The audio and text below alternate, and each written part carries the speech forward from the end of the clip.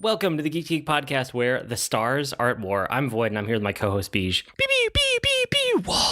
Well said. Today we want to talk a little bit about the Star Wars Episode 9 trailer, because it's going to be our last chance for a while, it sounds like. It's going to be a kind of break here after this Star Wars saga epic comes to an end. Yeah, it's kind of nuts thinking about it that they kind of canceled all of their plans, or at least some of their plans, after Solo and try to rework what they're doing. But I don't actually know how long they're planning on taking a break from all of this. Have they even said? No. I just know there is a break. Yeah, they basically just said that it sounds like that they're not going to do any more spin-off movies. They're going to double down on like saga movies, like trilogies. So It sounds like there won't be another movie until either Rian Johnson or the two Game of Thrones showrunners get to their next trilogy. Like those will be the next Star Wars movies we see, is what it's sounding like. Yeah, and I'm honestly okay with that, because I liked Solo. I really did. It just wasn't, it didn't make me starstruck, but I hated Rogue One, and so I'm okay with them not doing side stories as long as they keep the quality up on what they do put out. Yeah, I want brand new epic sagas that are, galaxies spanning, but different areas of the galaxy and different characters and, just like epic scale, but in a different, there's just so much of that universe that they could do so much with it. And they're so confined to the same places and characters and situations again and again. So I'm kind of really excited for this to wrap up. And then they can do something else that's epic and doesn't have to be tangentially related to this. It can be its own thing. And it'll be good to be scared again. Like, remember when they first announced that this was coming out, where everybody was just trepidatious about what Star Wars was going to be? It's like, after this is over, we have no idea what they're going to do with any of the Star Wars movies. We know some of the TV shows now, but we don't have any idea what movies are going to be after this. So that kind of anticipation is going to be back a lot more than we've felt since The Force Awakens. Well, and I'm hoping that Disney is far enough in with Star Wars now that they're going to start like letting go of some of the reins and actually let people branch out. I know I've talked about this before, but I like Star Wars when it gets weird and it gets creative and it gets different, and it hasn't been able to do that. Like, they've really wanted to finish out this saga, so they've kept everything on such a tight leash. But it sounds like they're finally like, okay, Solo didn't do well, and now they're going to branch out into more TV shows than they were, live action TV shows, which is new for Star Wars on the new streaming service. They're rebooting these epic sagas, not rebooting, but like starting brand new ones. And I don't know, there's just so much like possibility for new things. I mean, there's even talk over the last couple of weeks where Lucasfilm confirmed that they're looking at doing the Old Republic again.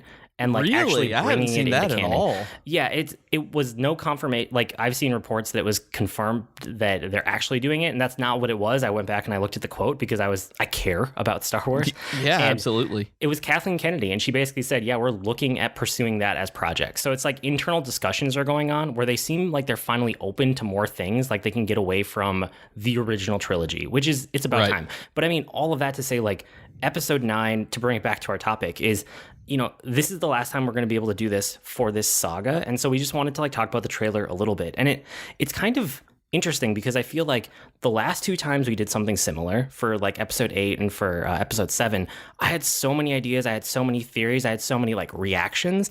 And this time I don't, because maybe it's actually going to end the saga, is what it sounds like. And that could mean so many different things that I think it's kind of a very open movie. And I think that because we know that this is the last of this Skywalker saga, that we know that they've said they're ending Luke and Anakin's story here.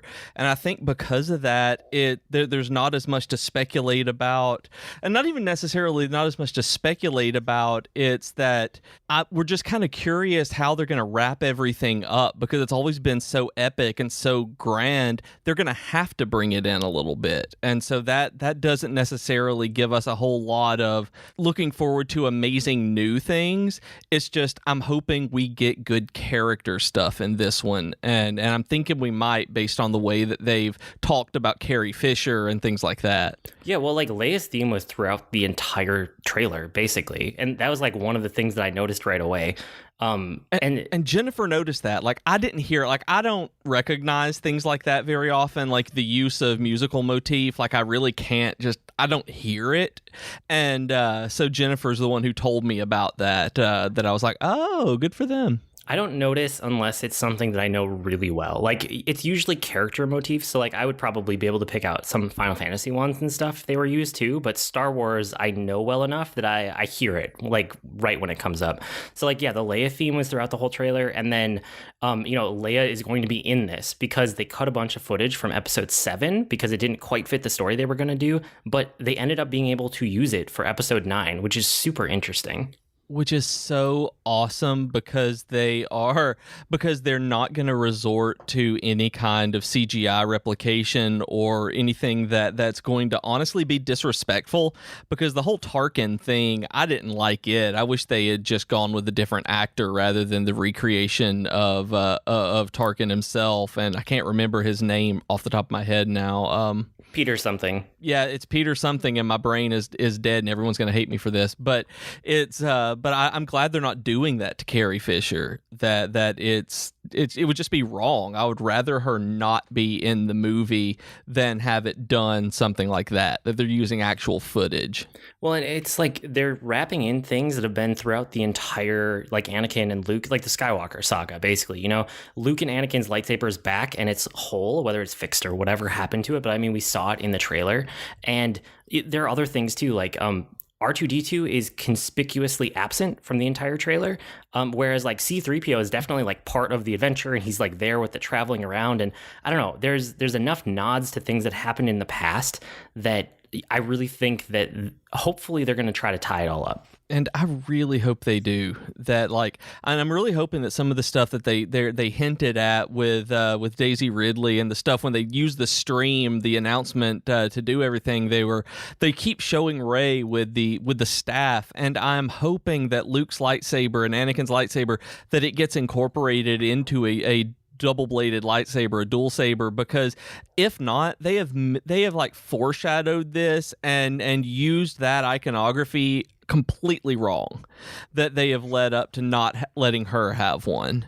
That would be really cool. That being the one that she makes. Like if they don't let Rey build a lightsaber in this one, I'm actually going to be a little irritated, because that's something I want to see. Yeah, that would be sweet. I hope they do something like that, even if it's not exactly that, but something in that realm feels like it should be done, probably, the other thing that, well, just like you bring up Rey, like she looks like she could have a very cool arc in this one. And I don't know how much more is character development. I feel like the bulk of her character development happened in the middle movie, and it'll probably continue, but this is going to be the third one, which typically means like, okay, whoever the main character is trained up and they're ready for the major things. And we see that in the trailer because of the TIE fighter, and like she runs, and the backflip that everybody saw if you've watched the trailer. Yep, the backflip was awesome. And I knew it was going to happen from the moment that they showed the just the way that it was shot. When they showed the fighter coming in, I knew what they were going to do, and then she took off running in the opposite direction. Well, I guess in the same direction as it. I was like, yeah, she's getting on top of that TIE fighter. And the best speculation I've seen is that she's not leaping onto it to attack it, but it looks like, because it doesn't look like a really good attack posture, that it looks like she's going to ride it. That Kylo is taking her somewhere, kind of like a mount that they're friendly at that point.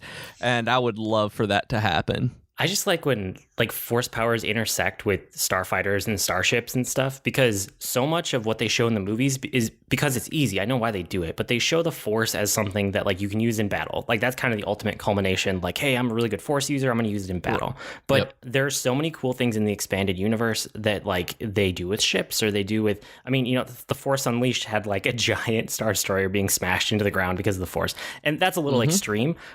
Granted, like that's out of canon now, which is probably for the best, but there were enough interesting things with the force and different types of force users and different approaches over the years that I love seeing when people do things that aren't just like straight up lightsaber fight, as much as I love a good lightsaber fight. Oh yeah, absolutely. I'm really curious on if we're going to get any really awesome new force powers that we didn't know about, and the way they were talking about it in the stream that led up to the trailer makes me think that we will, because the way that Stephen Colbert had worded the question, and that they were mealy-mouthing about it and kind of just throwing it back to JJ. It's like there's something going on in this movie. Yeah, well, there's other interesting like structural stuff. Like the main trio is finally together, and that hasn't happened for 7 or 8. Like this is going to be the first time that we have Rey, Finn, and Poe all like in the same place at the same time, and it's obvious that they're like traveling somewhere together. So I'm interested to see like what that's about. And I never realized that they had never been together until watching The Last Jedi the first time. Somehow it had never even crossed my mind that the trio wasn't together, that they had always split off in pairs one way or the other, until Poe had introduced himself to Rey. It was just like, oh, they wouldn't know each other, would they? That it never even like occurred to me. And so I'm excited about this because it means new character dynamics. That those are the best parts about some of these films. Like that, not all of them have the best dynamics, but this new trilogy has really, really good character pairings. And so having the trio there should be fantastic. Hopefully, yeah, I'm excited to see what they do with it. And I mean, I guess the other like main thing about the trailer that we can't move on without talking about is like there's a crashed Death Star that they're visiting, and then there's Palpatine that's like confirmed to be in it in some form or another. And it's so interesting that they would go back to that. You know, I assume it's the Death Star 2 is kind of what I'm thinking. And you mentioned too at the same time that like Mark Hamill did a whole voiceover for basically the entire trailer. So it's like, are we going to get Force Ghosts? Are we going to get like the Sith version of a Force Ghost? We could see other things, like it could be clones if they do what they did in like the old extended universe. I hope they don't do that way. Which I really hope they don't. I'm really hoping they're stepping away from that particular part of it. But yeah, and like we don't know which Death Star it is or anything about it. Like it could be a third Death Star that never got finished or something. But I guess like the assumption on my end is that it's like the second one, just from the way that it blew up. Like the first one is pretty much gone forever, but the second one I could see it blowing up in a way that like, okay, maybe parts of it ended up on a planet nearby somewhere. Yeah, it's weird that I immediately thought it was the Death Star 2 as well, and then the more I looked at it, the more I watched the trailer, and just I was like, why? There's nothing about this that screams that this is the second one that I know about. I mean, and if it is and somebody has figured that out, please let me know. But I was just like, of course this is the Death Star 2. And then I thought about it. I was like, why? They both just blew up. It doesn't have to be, but I guess it was with the Palpatine laugh over it. The implication there is that it's the place that he died, so he's still like there in some form or another. Which is really cool because it's like apparently in the ocean or something like that, and that is something that we've never seen. And so we know that, you know, if it's on the forest moon of Endor, like whether or not, I'm sure, then we know there have to be bodies of water for that kind of ecosystem to exist. So if it's there, if it's on Endor itself, because or whatever it is on another moon in that system, like it's just, there's a lot that they could be doing with it just to give us a new locale. And so I'm excited to see what that is. Well, and there was some like artwork and spec work done and some like very early versions of the script for episode 7 where they found the Death Star and it was underwater and like Rey was swimming to get to pieces of it and like find things. So it sounds like that's something that JJ had like in his head and he's repurposing it into this movie. Oh, cool. And that will be awesome. I never saw any of that. Was that in like the art books or anything? I only saw it after the trailer came out, and then a bunch of people were sharing like the previs art stuff. Like if you go look for it, you can find it. It's really interesting, and it doesn't really give anything away except that it's like, oh yeah, that's obviously Rey, and that's obviously like the Emperor's throne room underwater. That's fascinating. I'm gonna do that because I've never seen that. That has not been. I've never seen someone share it or anything at all. That's awesome. Thank you. Yeah, no problem. I guess the other like thing that I want to talk about before we jump off it as a topic is just like speculation and theories, and it's kind of weird because I feel like I don't have nearly as many as I normally do because I'm hoping that they take it in a new direction, and even if they don't, they're going to have some kind of satisfying conclusion. They can't leave too much hanging. So, you know, I don't know. I just feel like I don't want to speculate. I kind of want to just like wait, but I can't help but let my mind go a couple places. So the first one is like because of the name of it, you have to wonder if Skywalkers is going to be a thing, like that as a term or a group or something. And that was my initial like I've seen it everywhere now, but that was the first thing I thought was that was a way for them to still keep the term, to wrap everything up, and still have The Last Jedi mean something, like the actual term The Last Jedi, the title, where it could be right now Rey or Luke. I would love for it to have been Luke and then Rey being the first Skywalker, because I don't want her to be genetically a Skywalker. I think that that's a cop-out in so many ways, that I would be fine with her being Rey Skywalker as the leader of this new order, setting things out, doing it the right way with the Gray Force or whatever it is. Yeah, I hope they take it as like a moniker or something like that, because I don't want her to genetically be related either. I think that what they did with Episode 8, one of the reasons it is my favorite Star Wars movie, is The Last Jedi. Really? Oh yeah, easily. Is that like it opened it up to such a broad world of the Force. It did exactly what I wanted it to do. Like it hinted that the galaxy is huge and the Force is like everywhere and everybody can have it. You don't have to come from one lineage. Like I want them to lean into that. That's what I want to see. And if they come back and like they undo what Episode 8 did in Episode 9 and say, oh, actually she's like the secret daughter of whatever, like I would be so disappointed. Yeah, that all of what Ben had said was planted there by Snoke, and it was misinformation, and just like I like that it is real. Like that is more interesting in pretty much every way than her being another chosen one, because it doesn't dispute the idea of Luke and Anakin being, this chosen lineage. It just means that other people can be special too. It means that you don't have to be chosen. That I don't know. It's very Brad Bird. I mean, it's that. But the only thing that I'm glad that they're specifically retconning in The Rise of Skywalker is they're giving Kylo Ren back his helmet. That was my favorite part of the trailer, was him welding his helmet back together. I love that helmet. I love the voice change that it gives him, and so I'm super excited that he's getting his helmet back. And I think it kind of undoes some of like the character growth and change that happens in 8, but I mean, I get why they do it. It's iconic and it could be very cool on screen, and like you said, like the audio behind it too. Like I'm not gonna get too hung up on that one, but I do hope that, like, as much as they're like, oh, Luke isn't the last Jedi, I kind of hope that he was. I kind of hope this is the foundation of, like, a new middle path that's not extremist, like Jedi and Sith both are, because neither of those have ever sat right with me. I like that middle path, that gray path. So that's what I want to see going forward. That would be absolutely fantastic. Yeah. And, I mean, I guess the other thing is, like, what do you think about Palpatine? Like, what's your theory? I really want Force Ghost Palpatine. Like, I really do. Austin and I had a really long discussion right after the trailer came out, and like he called me.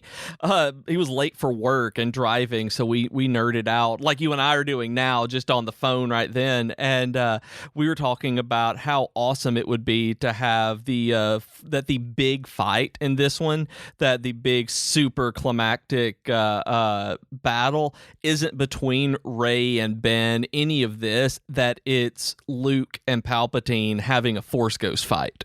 Like, that would be the coolest thing to me, because we've never seen those kind of apparitions do anything other than sit and set a tree on fire. I had not thought about that, but I think I'd be okay with it. I think that if they bring Luke back to do some wrap up, it would be totally fine. I just hope that they don't undercut Rey's character development and like the overall universe's development in that direction towards opening it up and making it a world of gray instead of a world of like perfectly good or perfectly bad absolutes. If they undermine the world, I'm going to be upset. If they bring back Luke and Leia in a way to like wrap it up, I think I'll be totally fine with that. Right. And honestly, I am hopeful that they will do it right, because JJ's the one who started this, and he's really good at starting things. I mean, The Force Awakens is my favorite Star Wars movie. So I love that movie and the things that he did. And so coming back onto this particular project, I think that he will do a lot of that stuff that you were saying, because I don't think he will let any of the Luke and Leia stuff really overshadow Rey because that's his story to tell. He's not telling theirs. Like, he is keeping theirs, there, obviously, with the Han stuff and everything else. But Rey and Finn and Poe, they're the ones that he's working with. So I really have a feeling that he's not going to let them be overshadowed by the original trilogy, given that he's doing 2/3 of this one. Yeah, that's good. And I mean, I really just hope that J.J. Abrams embraces the changes that The Last Jedi brought to the table and then widens it and widens the Force and, leans into it instead of... There's a possibility here, right? Because he did 7 and 7 was so well received that he could take what happened in 8 and kind of twist it around back into what 7 was and go back to Star Wars tropes and go back to what's expected. And I would be so extremely disappointed if that happened. I don't think it's going to happen, but I have to just put it out there as a possibility because I'm pretty sure he was fairly well handcuffed and handicapped to what 7 had to be. That movie had to be so many things. That was an impossible challenge to give to anybody. And I think he did an amazing job. The Force Awakens is just, it's incredible for doing what it has to do. It's just amazing. But I don't want that movie again for 9. Yeah, I mean, it's a feat of filmmaking. Being able to pull off what he did, given the restrictions. I don't even want to say restrictions on it, just given the boundaries and just number of things that he had to do with it. Like you said, I don't know many filmmakers who could do that. And so it being my favorite one, I guess that's part of it. But you're right, I don't want to see it again. I want to see them do with The Rise of Skywalker what The Force Awakens did, only with The Last Jedi's take on things. Yeah, I want to see something epic and amazing and new. I don't want to see a retread. I don't want it to be too predictable. I don't want it to really be predictable at all. But you know what I mean? It has to be within the bounds of Star Wars, in the bounds of the Skywalker saga. I'm kind of setting my expectations with that in mind. But within that, I hope they do as much as they can to differentiate it. Yeah, I'm really hoping they do because I like the feel of The Force Awakens. I love it. I'm just hoping we get the world that was set up in The Last Jedi. Yeah, and I think you and I are on the same page that we want Rey's family to be nobodies, and we want the world to broaden out, right? If they make her be, I've seen the whole 1,000 generations reside in you kind of thing being a reference back to the stuff that was in the Dark Side cave with all the mirrors and things like that. I'm really hoping that doesn't mean that she's a clone of everything or that she is some Force kind of like Anakin was Force conceived. I'm hoping that she's not something the Force put out to bring balance like that, where I want her to be, nobody. And I've seen a couple of screenshots of the starship that left her on Jakku, and the one in the trailer that's kind of flying toward a city. It's a blue scene. It's flying toward a city at night. That those have incredibly similar body shapes and the way that the tail boosters and everything are put together. So we might actually find out what that is too. Oh, that could be interesting as long as they don't mess it up. That's the main thing. As long as they don't mess it up. That's the thing. It's I'm hopeful on this one. I liked The Last Jedi a lot, and so I'm fine with everything that it did. I'm hopeful that I'm hopeful, and I hate to put it this way, but that they don't give in. I'm hoping they tell the story that needs to be told instead of the story that will get them less flack. Yeah, I want them to stick the landing. It's the landing of this trilogy, and it's also the landing of this. I don't even know. What's a trilogy of trilogies? The 9 movies. A saga, I guess, is the best way that they've put it. Yeah. I mean, cool. Well, we wanted to cover this because we didn't know when we would get a chance to again, whenever the next trilogy comes around. But with all that said, what's our geeky offer of the week? Patreon! Guys, y'all have heard me say this before, and I'll say it again. If you go to patreon.com/geek2geekcast, you can help us out with server costs, support the podcast, and get a couple of cool things along the way. So why don't you go to patreon.com/geek2geekcast. And around the network this week, Geektitude Geo is still healing, so we wish him well. A Tea Time with Katie and Chelsea, they had an episode about BTS, and it was super interesting, and you could tell they're super passionate about it. And I'm not into K-pop, but they make me by proxy kind of excited about the idea of K-pop, which is fascinating that they can do that. Capital J is streaming on Tuesdays from 8 to 11 p.m. Eastern and sometimes on Thursdays and weekend. And then Troidel has tons of stuff going on right now, guys. He's streaming Thursdays and then sometimes randomly after dinner, but he has a podcast that's been going out daily leading up to Avengers Endgame. It's called Podcasters Assemble, and then in parentheses, probably. It's a crowdsourced Marvel hype podcast that's releasing daily until Endgame comes out. So we're almost right at the end here. And then he has a Kickstarter going on for an enamel pin that says perception check yourself before you wreck yourself. And it has like a D20 graphic in the middle of it, which is just awesome. So if you guys are interested in that, you can find it at troidalpower.com/Kickstarter. Yeah, I was really excited when I saw that on Twitter because I'm not a pen person, but there are stickers as well. So once I remember my Kickstarter password, I'm going to order one of the stickers to put on my laptop or a notebook or something because I love stickers so much. And then also on the Geek to Geek Media website, we have a blog called The Geekery that we've been doing, which is kind of our catch-all for things that don't fit everywhere, anywhere else, I guess. And one of the columns is Dragon Quest Austin, where this week Austin is talking about Dragon Quest IV. He's been playing all of the Dragon Quest games and trying to play them all this year. So he's on Dragon Quest IV right now and writing about it. And then the 13th story is a video game blog column going by our friend Bobby, the 13th story on Twitter, and this time he's talking about with Easter the digital holidays in video games. So y'all should check that out at geektogeekmedia.com/geekery. Sweet. So that's around the network this week. With that, it's time for Weekly Geekery, where we share what we've been geeking out about this week. What have you been up to? So I've been listening to Skyward, the Brandon Sanderson audiobook. You were talking about it a couple of weeks ago, and so I finished up the Consuming Fire, the John Scalzi book, and I went right into this, and I didn't realize how long it was at first. Like I should have. It's a Brandon Sanderson book, but because it was an audiobook, I didn't even look at it. And so I think I've got like 8 hours left on it now, and I've been listening to it all a long time, and it's very good so far. Like I don't know if I even like the main character in it. Like she still doesn't sit well with me, but I'm really interested in the world that he's built, which is pretty standard Sanderson fare in my mind. But it's a really interesting sci-fi world, like you said, and I'm super glad that I picked that one up. It's really, really good. Is it part of a series? Do you know?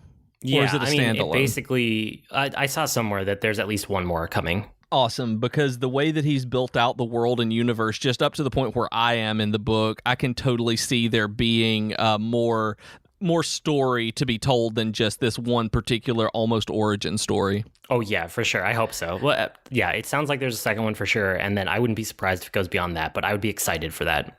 Yeah, that'll be awesome. And then I started playing 2 Dragon Quest games. Okay. Okay, so I'm still playing Trails in the Sky. That's the primary thing I'm playing. But while my Vita is charging and I've got it down, if I want to play something, I have Dragon Quest 9 on the DS and Dragon Quest 7 on 3DS. So I started both of them. And the reason that I'm not playing 9, because it is awesome. Like I love the way that it starts out. It is totally different kind of Dragon Quest than the others. Is because I want to play it alongside Austin because it's multiplayer. And I'm going to visit down there in about 3 weeks, and so it's we want to play it together since it's multiplayer. So I'm gonna not wait and play 9 then, and then I just have Dragon Quest 7 on my DS. So while Trails in the Sky is charging, I'm actually playing Dragon Quest 7, and that's really interesting so far. Just a really standard good JRPG, like. They're good stuff. Cool. I'm always glad to hear when you're in a JRPG mood and you're enjoying all the ones you're playing. Yeah, I haven't run into a bad one yet, so I'm excited. We are almost finished with our MCU rewatch. I did my MCU rewatch too. I'm jumping into the middle of your geekery. I did one movie. That was all I intended to do, and I did it this week. I watched Was it Infinity War? Yeah. Awesome. What did you think about it this time?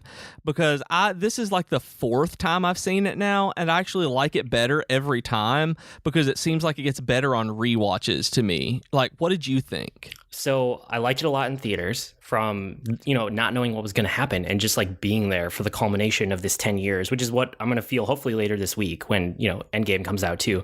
And then I tried to rewatch it right when it came out on at home, basically when I could stream it. And I didn't watch it all the way because I didn't like it. Like I wasn't far enough away from it that I didn't enjoy it at all. So I went back into this rewatch like this last weekend, not expecting much, kind of expecting to feel like I did last time, but I enjoyed it a lot again. So I think I just need time between rewatches of Infinity War because there's so much going on there that it's a little, I don't know. Messy? Yeah, it's a little messy. I just need a little bit more time between watches of this one. I don't usually rewatch stuff super fast together, and I think that's what happened the first time I tried to watch it. Yeah, I totally get that. I'm the opposite of that, where I didn't hate it in the theater. I shouldn't say that. I was disappointed leaving the theater that it was just fine.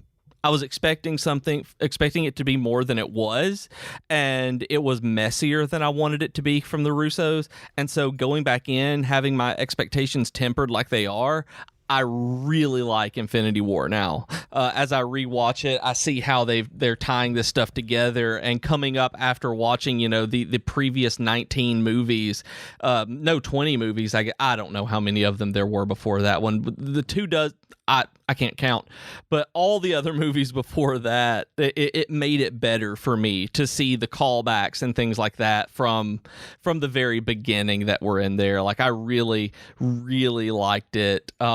We got through Infinity War. I was very excited to get through it. We finished Ant-Man and the Wasp last night, and y'all will be listening to this on Wednesday night, and there is maybe that's when it's released, and there's a good chance that I will be in the theater watching Captain Marvel before the Thursday showing of Endgame that we have. So we're keeping to it. So I'm excited about that. That's awesome. And then I realized on Twitter that it was the 1 year ago this week that I did the Star Wars half marathon weekend, where I was off, like being super happy and running and stuff. And it made me kind of sad because I didn't get to do that this year, because it was like really, and I know this is going to sound really melodramatic, but it was like the last time I was like truly happy. Like with all the stuff that went down last year, it was just like that one like shining moment in my mind of being so happy, but it also got me really motivated, and I've really started running again and trying to. And I know you've gotten out doing stuff like that too. And so it's just, I'm excited to be moving around again. And I've got like 3 new pairs of running shoes that I'm trying out to figure out which ones I want to send back. And like I learned today, the Hoka 11 Bondi, the Bondi 6 or Bondi 6, they're great. They're super soft. It's the softest shoe I've ever put on my feet. They're wonderful.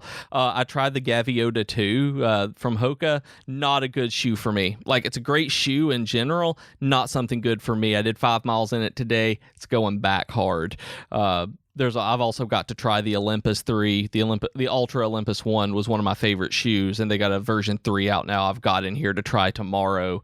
And then if none of those work, I'm going to go to the new version of the Arahi by Hoka, which is what I ran those in last year. So I'm like super excited because I've also rediscovered my love of running shoes. So I'm geeking out about that a bunch. I'm always like happy for you when you talk about them, but like all the words just go like in one ear and out the other. Like I try. Understand. I do my best. Like I read so much. Like I my favorite issues of like magazines and newsletters and things like that are when they're like, hey, look at all of these shoes that got released. I'm like, oh, they're so pretty. But yeah, that's what I've been doing this week is geeking out and looking at which shoes I need to order so that I can send some back. Yeah, so like I said, I rewatched Infinity War to prep for Endgame, and then I replayed through like half of Cuphead because it just came out on Switch, and I like that game a lot, and I've been away from it enough now, like for long enough that I was like, oh, I should go back and give it another try. And it's still super hard. Like all the skill that I built up over the like week or week and a half that it took me to beat that game, it's mostly gone. Like I remember enough that it's helping me move faster this time, but it's still challenging. So I'm enjoying that a lot. And then I played a bunch of Magic the Gathering Arena this week, which I'll talk about in a minute. But before I talk about that, I want to talk about Clank, which is a board game that I grabbed this week for me and my kids. So we played a bunch of this last night, and I like it a lot. I want to play it more before I like fully recommend it. Like, but I can see there's a lot of fun here, so I want to talk about a couple of the mechanics that were super interesting. But in general, Clank it's like a push your luck and it's a deck building game at the same time. And the flavor behind it, the theme, is like you're thieves in a dungeon and you're trying to get lower in the dungeon, because the lower you get in the dungeon, the better artifact you can loot, and then you get more points for it.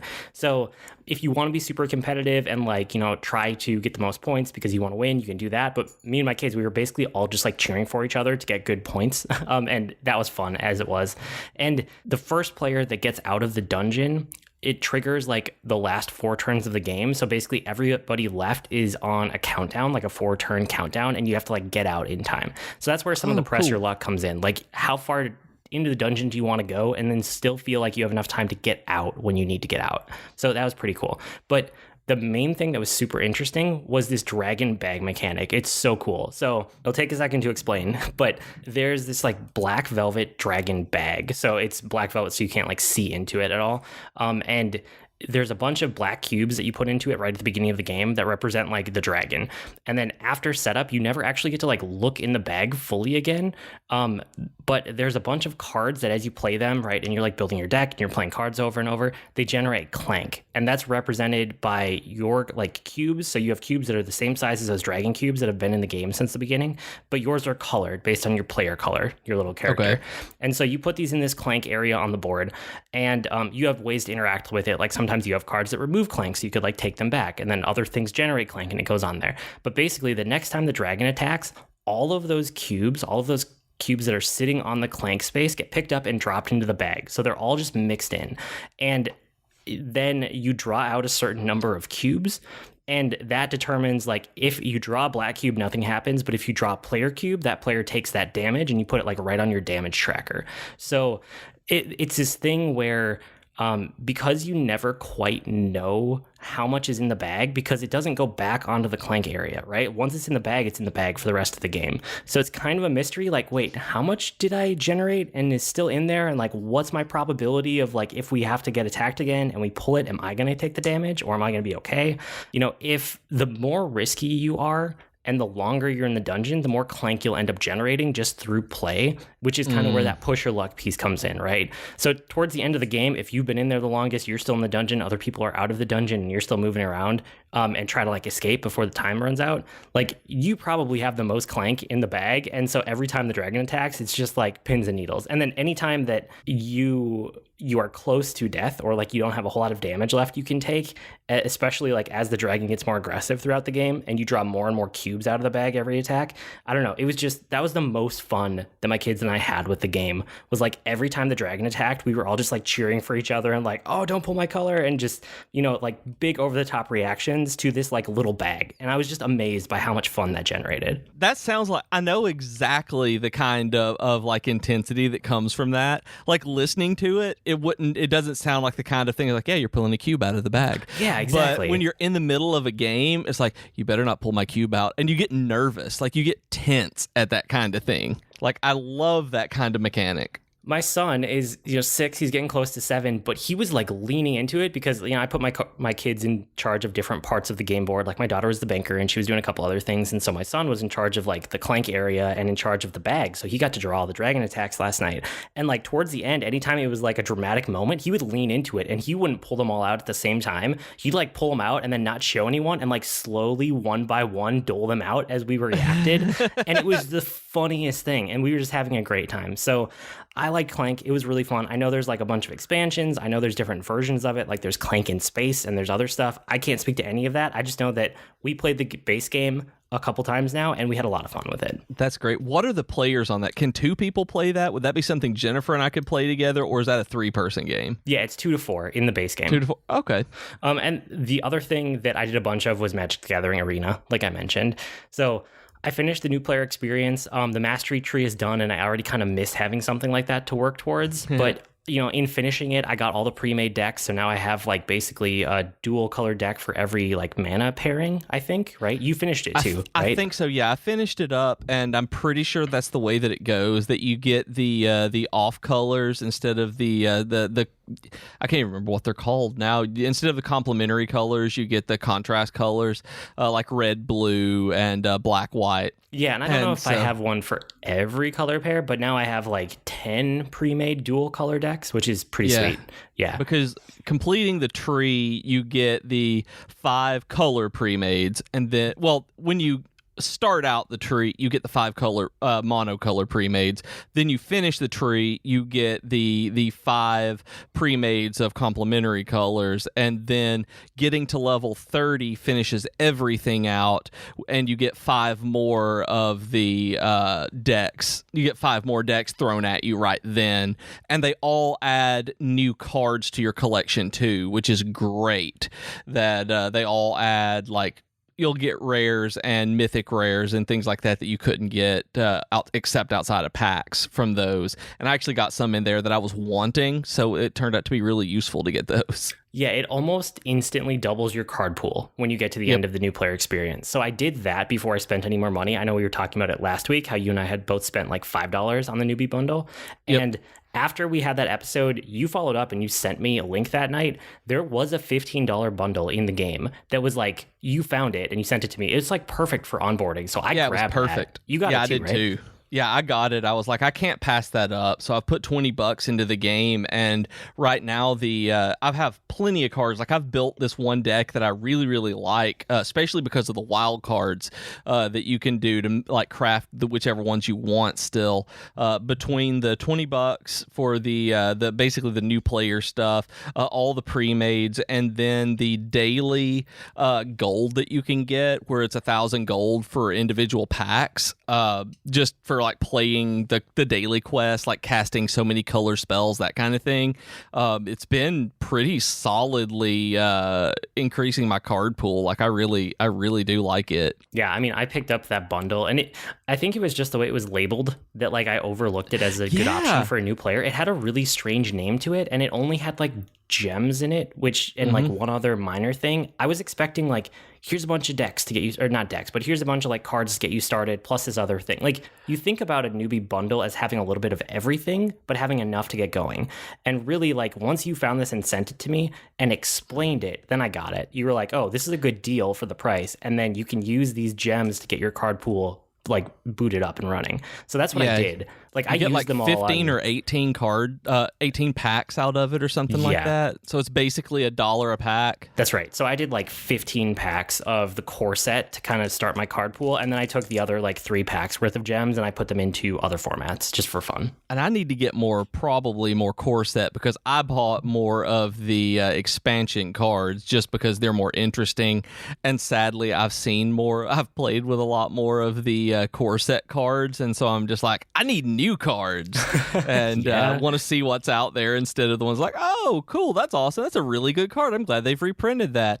I've played with that for 20 years. That's funny. Well, so I tried a little bit of like all the other modes too, because between like the 2 newbie bundles I picked up, like I said, I've only put $20 into the game so far, but I picked up those 2 newbie bundles, and then I've been playing regularly every day, so I'm getting that gold every day. That's like the in-game currency you can spend on stuff.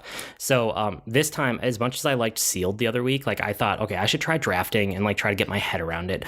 So I tried the traditional draft, which at the time that I did it, it was the Ravnica Alliance or Allegiances or whatever it's called, that set.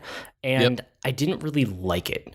And so like I can see how it could be good for card sniping, but I felt like frustrated more than anything else because I didn't understand all the cards in the set, and my opponents just like crushed me. You know, there's a lot of like metagame knowledge that helps with drafting that I just don't have. And also, best of 3 just sucks as a new player. Like, it is horrible. I hate that format. So I don't enjoy it online. It's not even necessarily being a newbie. It's just, it feels so trudging doing it online as opposed to being in person.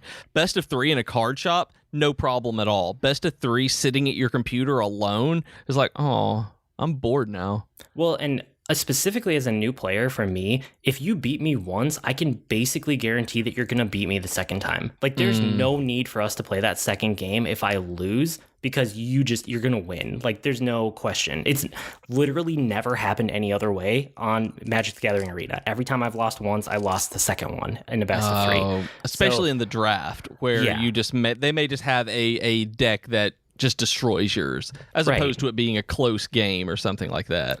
So after that, I was like, okay, screw drafting. Maybe I hate drafting. Like, I didn't want to overreact that much, but I was like, okay, I need something else. So I played just like normal again for a while. And then I tried Momir's Madness, which is like one of the special ones that they had this week. And it was crazy. It was super cheap to buy into. It was like a couple gold. It was like nothing compared to the normal prices in the game. And it's basically a coin flip of a match. You have no control. There's no strategy. But like every turn you just play a land and then you like use the Momir card and it will generate you a random like creature of that cost. And it's just, it's crazy. Okay. It's a crazy like fun mode. So that was fun for a couple games. And then a couple days later, I came back and I was like, okay, there's another type of draft in here. Let me try that and see if I can get my mind around it a little better. It looks like it's more interesting, or it's more newbie friendly because it's best of one, right? Instead of best of three. And instead of getting knocked out after 2 losses, you get knocked out after 3 losses. And I was like, if I'm going to do it, I'm going to do it this one instead. So maybe I understood it better, or maybe the way the ranking system works is just better in that mode, the ranked draft, but the non-traditional one. But like I enjoyed it so much more. And I ended up drafting with my kids, which was super interesting. They helped me build a deck, and basically like I started it going, and then I got to the point where there'd be like a couple cards that I could legitimately pick like one of 2 or one of 3 cards. And if I ever got into that situation, I just let my kids pick which one they wanted. Oh, good idea. Yeah. So I wasn't giving them 15 cards to choose from. I was giving them like 2 or 3 at a time, you know, closing that possibility space down, but still making sure that all of them would be okay choices for the most part. So they helped me build a red-white deck. And, I think that if you're doing the non-traditional draft, which is this one, the one that I liked, it only pairs you against people who have the same win-loss record as you. So you start out, you're 0-0, like you will play somebody else who has 0 wins, 0 losses. And then as you go along, like it will keep finding people who have whatever your win-loss record is. So it's always like fairly even, which I don't know if that's true of the other draft format. Yeah, I don't know. I haven't done anything but the normal play and traditional play and then ranked play. I haven't done any of the drafting or all of that because I've been spending my gold on packs, and I should probably save some of it and then get into the drafting because it sounds like it would be fun to do, even if it's not the main draw, the main thing I do. It's so funny after last week's conversation about how much you like opening packs and how much I could just like care less, because I've spent 0 gold opening packs. I've only done it on drafts and other formats and like trying different ways to play the game. And it's been fun for me. Like I could now see myself doing like a ranked draft every single weekend. Just like pick up one, play through a handful of games and increase the card pool a little bit, have some fun, like earn some of the gold and gems back, but like get new cards out of it. Like I could do that. I'm not going to go back to the traditional ranked draft or the traditional whatever draft. I didn't like that. But like at this point, I really just want Sealed to come back because that's still my favorite. I loved Sealed. That was so fun. That would be really, really cool. I missed Sealed. Like it wasn't there when I started doing it. So I need like I've been looking for it and I haven't seen it. So I'm really hoping that it'll come back so I can try it. Yeah, I think I haven't been playing long enough to know. I suspect they rotate it every week, but it might be slightly longer than that. But they definitely like rotate those 3 featured spots where like Sealed and Draft and Ranked, and there was Singleton in there for a while, and there's Momir's Madness right now. So I think it rotates pretty much every week. It was Singleton when I started, so that was one that I was just like, yeah, that does not sound fun, so I'm not going to bother. Yeah, but as much as there's like metagaming going on, if you're drafting, like my brother, after I told him my experience with drafting, he linked me a couple articles, and that is a rabbit hole you could just go down. Like, okay, there is so much strategy involved there that you just need to know the game so well, and that's not me right now. Whereas Sealed is like, you just open these and you have what you have, and you have to make the best of it. And I like that so much. That appeals to me a lot. And War of the Spark is the next set that comes out, and so the pre-order, pre-release, like $50 for 50 packs is still up, and for at least a few more days. I don't think I'm going to end up getting it just because I don't really want to spend the money on it. But it's also the pre-release at different card shops. I got a notification that one of our local card shops is doing 2 pre-releases, one at midnight and one at noon noon for the different first War of the Spark when it comes out, I think on Saturday. So if you guys are interested in doing Friday Night Magic or anything like that, or if you would like to go see some of it in person, then those are going on this week if you're listening to this new. Yeah, it's coming out super soon. I'm getting excited to play it digitally, not physically, but digitally in Arena. And if you are interested in physically, you can look that stuff up on Wizards' website, that they have a Find Friday Night Magic in pre-release search thing for people who are registered in. So that's really cool if y'all want it. I'm far enough in now that I could see maybe playing like the physical game with friends if I didn't have to buy all the physical cards and not get the digital versions. Yeah, maybe, but I still don't know if I'm like I'm just not the kind of person who like wants to go and play with a bunch of strangers like for anything. It's not just Magic, it's just like in general, I'd rather be at home or with people I know, and that's kind of the person that I am. It's weird for me because I would rather do it on a state level. Like, go to a statewide pre-release is the most fun I've ever had at a tournament. Like, it was so great. Like the one time I went to the Torment pre-release, but like that right now, I go to a statewide pre-release for War of the Spark. That would be great because, and I don't know why, but like local people being there, it's like I don't necessarily want to hang out with local people. I'll see you around town. It's like, these are some strangers. I'm gonna go play Magic. It's got that online anonymity to it, but you're in person. I don't know. It's odd. Everything that I've ever done that was like a tournament or something card game where you go and you play as a group is because Fantasy Flight Games is actually based out of Minneapolis. So they're like in the Twin Cities where I live. So they host worlds there. They host regionals there. They host like the really big events there. They don't do Magic the Gathering, so that has nothing to do with like this upcoming release. But for like LCGs and stuff, like I played a couple Game of Thrones tournaments and the LCG and stuff like that. Like that's where I've played the most, is like actually at the Fantasy Flight Games headquarters in Minneapolis. Oh, that's really cool. I didn't realize that. Yeah. So, I mean, I guess the other thing for Magic Arena this week was the color pie. Like, I really started trying to, like, get my head around it a little bit more. So, I experimented with, like, dual mana color decks and really gave it a shot for the first time. Whereas last week, I still wasn't quite there yet. This week, I really dove in. So, like, some of it was trying to understand blue, because after you talked about how much you loved it and how much my initial reaction was just, like, hatred. So, blue-white was kind of fun. Blue-black looked interesting, but I couldn't make it work right. I saw a bunch of interesting blue-red, so I should give that a try. I just haven't had time yet. Mm-hmm. But, I mean, all of that let me know that pure blue just isn't for me. And I think there are probably some, like, dual color combos with blue that I could make work, but just not the pure mono blue. I'm just not that player. Yeah, and right now I'm working on building a white, blue, black control deck that I found online that I'm gonna tweak a little bit for my play style, but it looks really fun.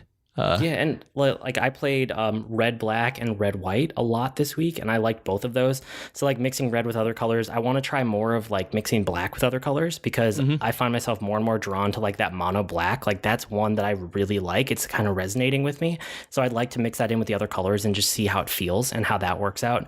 And then mixing white with a few of the other colors too was a lot of fun. So I'm starting to get a feel for like where I'm drawn from the way the cards play. Whereas in the past, every time I played Magic, like as a kid or earlier, before I had never fully grokked the game until the last 2 weeks, And so all of my reaction to the colors before was to the flavor of them and to like the thinking behind the story elements, right? Like the meta part of it. It wasn't to how they actually played, but now that I'm playing rapid fire games back to back and getting a feel for how the cards play, I'm finding which ones I'm actually drawn to from a gameplay perspective. Which is fantastic. Like, and it's weird to me to think of being mono black, because those are the ones that I look at and be like, I just don't like these cards. I don't like the way that these play together, except for just very specific black cards. Yeah, I like them. There's a bunch of really interesting concepts there.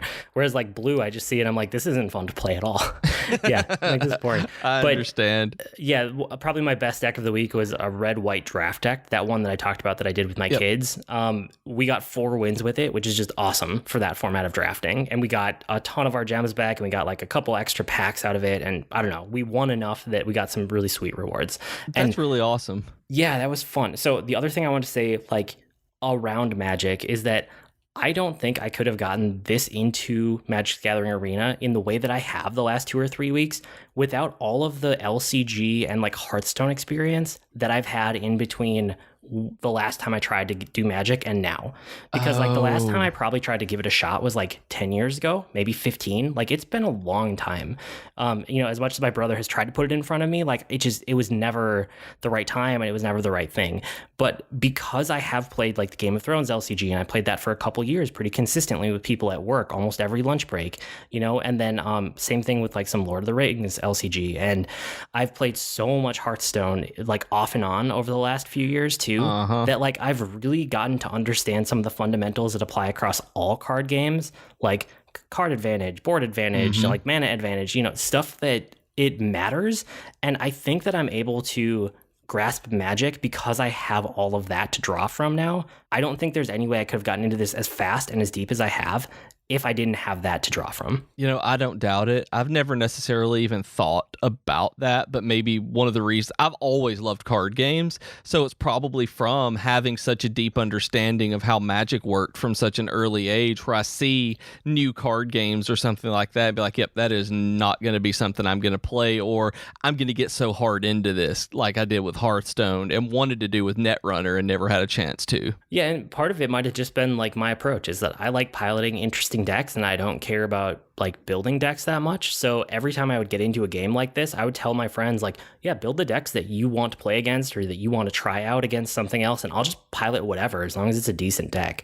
So I'm used to being handed a deck that I've never seen before and told, hey, this is good. Here's like the 1 or 2 things to know about it for like how you should approach playing it, and then just go. And so that got me to be, I'm not going to say I'm like an awesome player at any of them, but I got to be fairly good across the board because I was in that situation enough times for enough years that I can kind of just take a deck and roll with it, like as the cards come up that I've never seen before, and just understand what it means based on the current board state. That makes a lot of sense. Yeah, I had a lot of fun. So that was most of my week, which is why it was the big part of my week of geekery. I'm still playing it, but I assume that now that we had a full episode about it and I've talked about it for like 3 weeks in a row, I'll probably have less around it going forward, but just know that I'm playing it like every single day, which is crazy for me.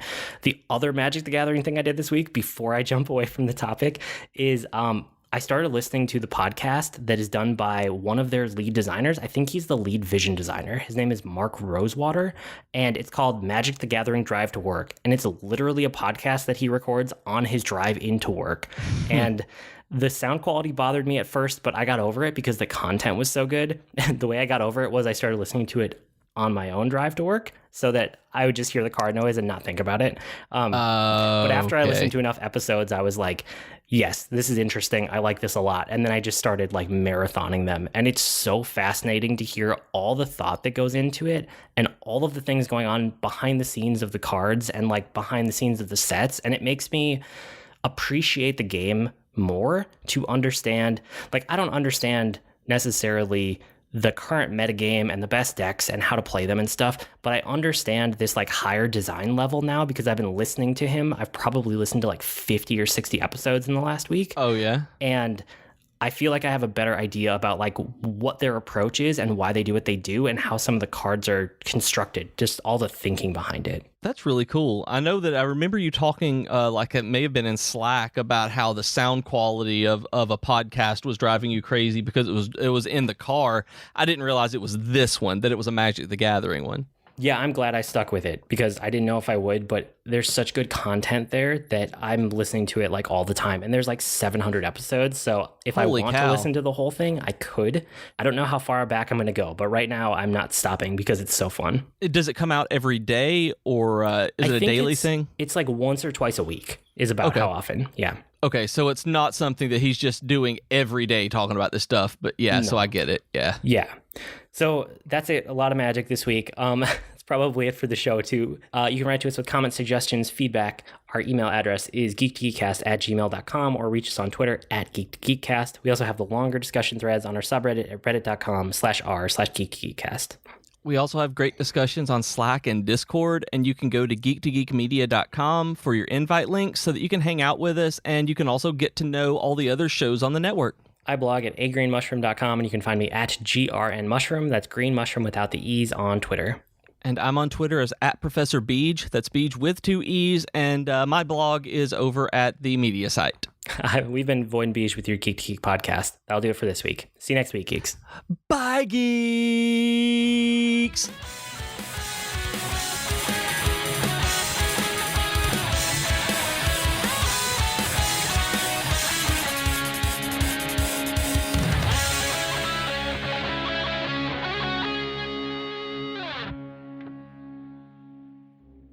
Hi everyone, I'm Katie. And I'm Chelsea, and we are the hosts of Tea Time with Katie and Chelsea. We are two best friends who love pop culture and talking about pretty much whatever we want. Katie! Yes. Stop thinking about Zac Efron and tell our future listeners what some of our latest episodes have been about. Well, we've talked about Zac Efron. No, get it together, Katie. Fine.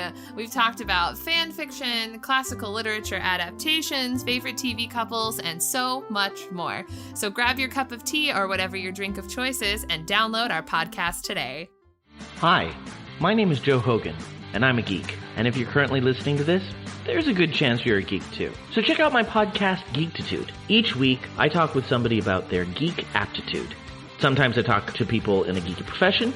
Sometimes it's someone doing something really cool with their geekiness. Often it's another geeky podcaster. But it's always someone who wants to share their inner geek. So join me each week as we come together to geek out about all the geeky stuff we love. And remember, this week, keep it geek. Hello friends, this is Troidal Power inviting you to join me over on Twitch most weeknights, sometime after dinner. Video games have always been a social hobby for me, with friends and family crammed together on a couch, chatting away while someone holds the controller. And thanks to the power of the internet, I've got my own virtual couch over on Twitch, where you can kick back and goof off while I play games. Find me on Twitch by searching Troidal Power, that's TROYTLE Power, to snag a spot on the couch.